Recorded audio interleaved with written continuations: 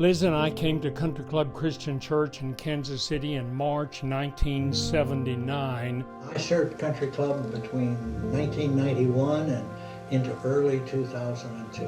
Pretty much from the moment I arrived on campus to the day I left, I experienced the Spirit of God in a variety of ways.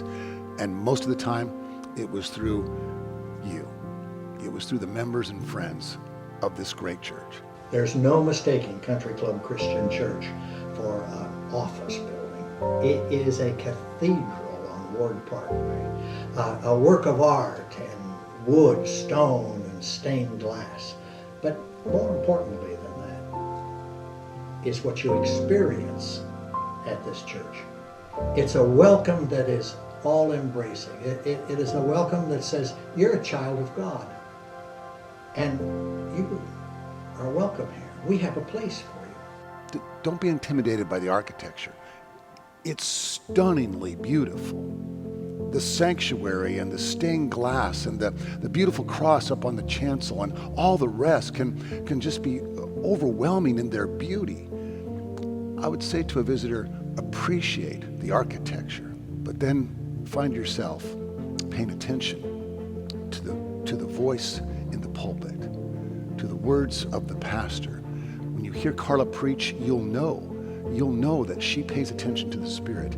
You'll know that this church, that Country Club Christian Church, is a voice of grace, of love, and of hope. The church has always tried to match the beauty of its building with the quality of its endeavors in service and education and worship. That has been a constant in its 100 years. The most likely place to glimpse the presence of God is in the service of worship. Through heartfelt prayers and encouraging preaching and glorious music. It just might be that a tiny corner of the ordinariness of your life will be lifted and you can experience the very presence of God. I saw the Spirit of God at work in a myriad of ways, but I'll just limit it to worship. We wanted music that was moving and uplifting, communion that was binding us together, sermons, I hope, that recognized the predicaments the listeners were in and sought to help them deal with it. I guess I might go all the way back to George Hamilton Combs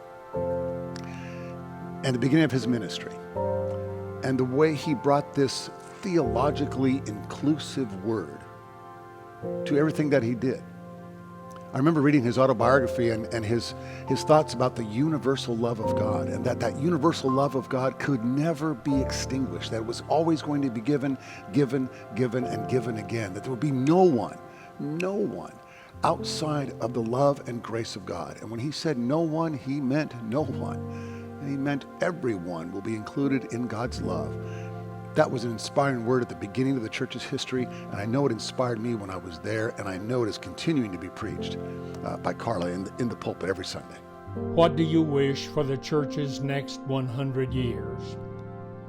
Simply to continue its practice of faithfully presenting the gospel of Christ to the Kansas City community by seeking the highest quality of music and education and service and preaching, and by creatively responding to whatever new crisis comes up in our world.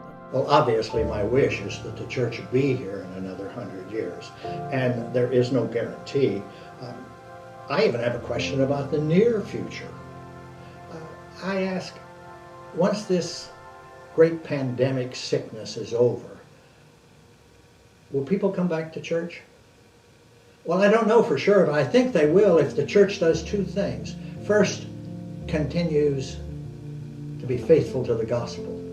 And second, makes the changes that are necessary to what will be a very different time. My biggest wish for the church in the next century is that you continue to challenge yourselves. You continue to ask, where are we needed most in our community, in our country, in the world? That you allow the Spirit of God to provide comfort during difficult moments. You allow the Spirit of God to inspire you, but you allow that Spirit to take you where you need to go next.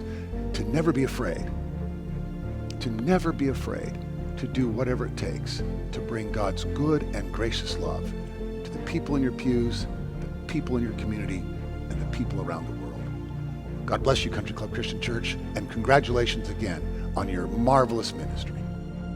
Liz joins me now in remembering with joy the years we served at Country Club Christian Church, and in wishing you the very best, not just for the present moment, but for the century to come.